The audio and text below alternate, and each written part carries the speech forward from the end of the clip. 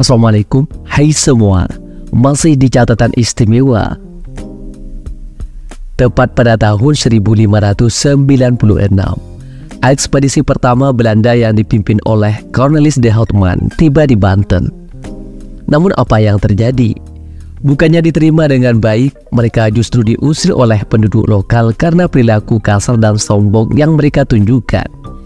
Ini baru awal dari perseteruan panjang yang melibatkan intrik, pengkhianatan, hingga jatuhnya Kesultanan Banten ke tangan VOC yang berhasil merebut kendali dengan taktik adu domba yang keji. Bagaimana sebuah kerajaan yang pernah berjaya bisa terguling oleh bangsa asing? Berikut kami ulas seputar dramatis di balik runtuhnya Kesultanan Banten versi catatan istimewa.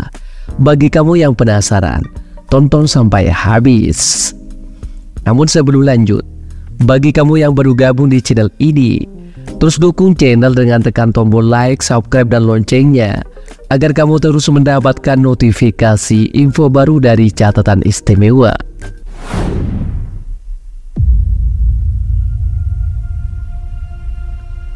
Belanda pertama kali datang ke wilayah Nusantara, khususnya di Banten, tepat pada tahun 1596.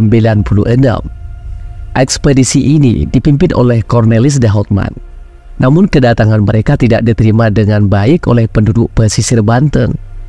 Orang-orang Banten melihat perilaku kasar dan arogan dari para pelaut Belanda, sehingga mereka langsung diusir. Penolakan ini menunjukkan bahwa rakyat Banten tidak ingin terlibat dengan bangsa yang mereka anggap sombong dan tidak menghormati adat setempat. Ketegangan antara rakyat Banten dan Belanda terus berlanjut selama puluhan tahun.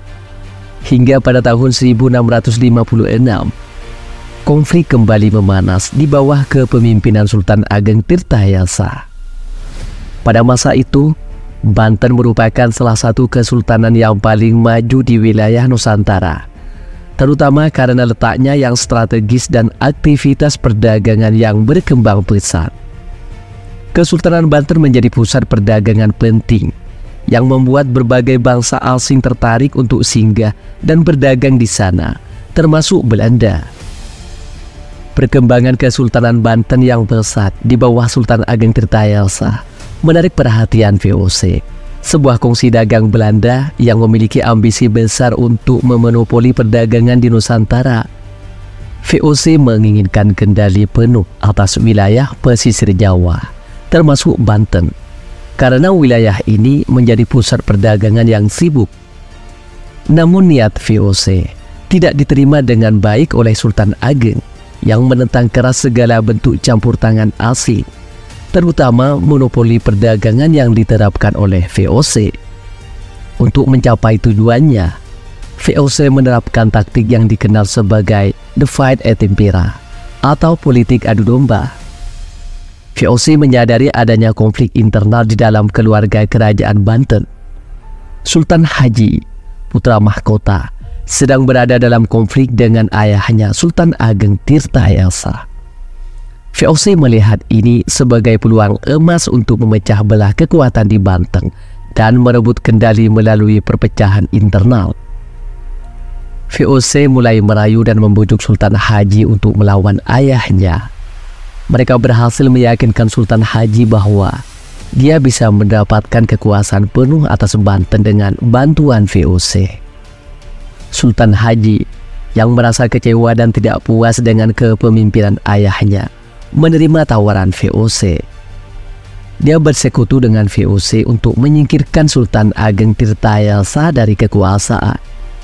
Kesepakatan ini menjadi awal dari perang saudara di Kesultanan Banten. Di sisi lain, Sultan Ageng Tirtayasa tetap teguh dengan pendiriannya untuk menentang kehadiran VOC. Baginya, monopoli yang diterapkan oleh VOC sangat merugikan rakyatnya dan menghancurkan kedaulatan Kesultanan Banten. Sultan Ageng memutuskan untuk melawan VOC dengan segala cara yang dia bisa. Pada saat itu, hubungan antara Belanda dan Banten sudah sangat tegang. Rakyat Banten mulai melakukan perlawanan fisik terhadap kehadiran VOC di wilayah mereka. 2 kapal Belanda dirusak oleh pasukan Banten dan beberapa kebun tebu yang dikuasai Belanda di wilayah Angke dan Tangerang juga dihancurkan oleh rakyat Banten. Tindakan ini menyebabkan VOC harus menutup kantor dagangnya di wilayah tersebut untuk sementara waktu karena ketidakamanan yang meningkat. Sultan Ageng Tirtayasa dengan tegas menunjukkan bahwa dia tidak akan membiarkan VOC menguasai Banten tanpa perlawanan. Pada tahun 1681, situasi semakin memanas ketika VOC bersama Sultan Haji berhasil merebut istana Surosowat, pusat pemerintahan Kesultanan Banten. Sultan Ageng dipaksa meninggalkan istananya dan berpindah ke wilayah Tirtayasa untuk membangun benteng pertahanan baru. Namun Sultan Ageng tidak menyerah begitu saja. Dia mulai mengumpulkan kekuatan untuk merebut kembali istana dan mengusir VOC dari wilayah Banten. Setahun kemudian, pada tahun 1682, pasukan Sultan Ageng Tirtayasa berhasil melakukan serangan balik yang cukup signifikan. Mereka berhasil mendesak pasukan Sultan Haji yang didukung oleh VOC. Sultan Haji yang mulai terdesak, merasa tidak mampu menghadapi serangan pasukan ayahnya, akhirnya meminta bantuan lebih besar dari VOC. Dengan bantuan VOC, Sultan Haji kembali mendapatkan keunggulan dalam perang saudara ini. Pasukan gabungan Sultan Haji dan VOC berhasil memukul mundur pasukan Sultan Ageng Tirtayasa sampai ke wilayah Bogor. Meskipun Sultan Ageng terus berjuang untuk mempertahankan wilayahnya, pada akhirnya kekuatannya semakin melemah di hadapan kekuatan gabungan musuh. Pada tahun 1683, Sultan Ageng Tirtayasa akhirnya tertangkap oleh pasukan VOC. Setelah penangkapannya, dia dibawa ke Batavia yang saat itu menjadi pusat pemerintahan VOC di Nusantara. Sultan Ageng Tirtayasa dijadikan tahanan oleh VOC dan dengan demikian perlawanan aktif dari pihaknya pun berakhir. Setelah Sultan Ageng Tirtayasa berhasil ditaklukkan, Sultan Haji naik menjadi penguasa Banten dengan dukungan penuh dari VOC. VOC kini berhasil mencapai tujuannya untuk menguasai Banten. Dengan jatuhnya Sultan Ageng Tirtayasa, VOC semakin memperkuat cengkeramannya di wilayah pesisir Jawa. Mereka tidak hanya berhasil menguasai perdagangan di Banten, tetapi juga menerapkan monopoli perdagangan yang membuat mereka menjadi salah satu kekuatan ekonomi terbesar di wilayah tersebut. Kisah perlawanan Sultan Ageng Tirtayasa ini menjadi salah satu contoh perjuangan raja-raja Nusantara dalam melawan dominasi asing yang ingin menguasai wilayah dan sumber daya mereka. Meskipun pada akhirnya Sultan Ageng Tirtayasa kalah dalam perjuangannya, semangat perlawanan dan tekadnya untuk menjaga kedaulatan Banten tetap menjadi inspirasi bagi generasi penerus. Peristiwa ini juga menggambarkan betapa kompleksnya politik di Nusantara pada masa itu, di mana konflik internal sering dimanfaatkan oleh kekuatan asing untuk mencapai tujuan mereka. VOC berhasil menggunakan strategi politik adu domba untuk memecah belah kekuatan di Banten dan akhirnya mengambil alih kendali atas wilayah tersebut. Meskipun demikian, perlawanan dari Sultan Ageng Tirtayasa dan rakyat Banten menunjukkan bahwa keinginan untuk mempertahankan kemerdekaan dan kedaulatan tetap kuat meskipun dihadapkan pada tantangan besar.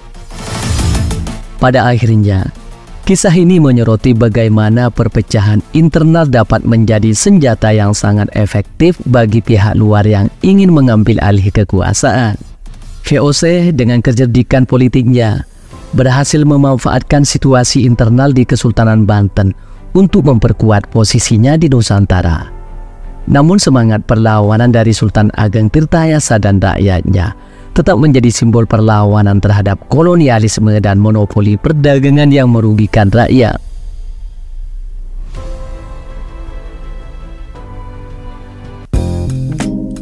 Demikian seputar dramatis di balik runtuhnya Kesultanan Banten versi catatan istimewa.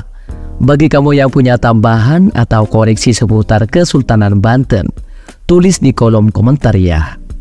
Sampai sini dulu guys. Sampai bertemu kembali di catatan istimewa selanjutnya. Wassalam.